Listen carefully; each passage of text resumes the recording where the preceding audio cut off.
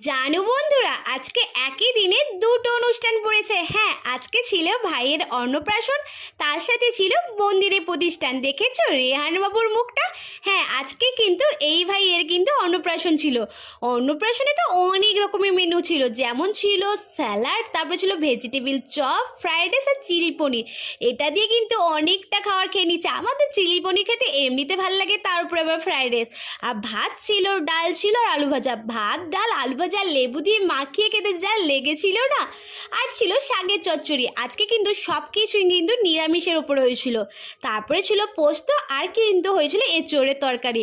তো সব রান্নাই কিন্তু অনেকটা ভালো হয়েছিল। তারপরে ছিল চাটনি, পায়েস আর মিষ্টি। খেয়ে দিয়ে তো মন্দিরে চলে এসেছিলাম, মন্দিরে আরতি দেখবো বলে। সরি আরতি না, যজ্ঞ দেখবো বলে চলে এসেছিলাম। দুপুরবেলা কিন্তু যজ্ঞ হয়েছিল। আজকে ছিল লক্ষ্মী নারায়ণের ঠাকুরের কিন্তু মন্দিরে প্রতিষ্ঠান। পরে কিন্তু শীতলা ঠাকুরেরও কিন্তু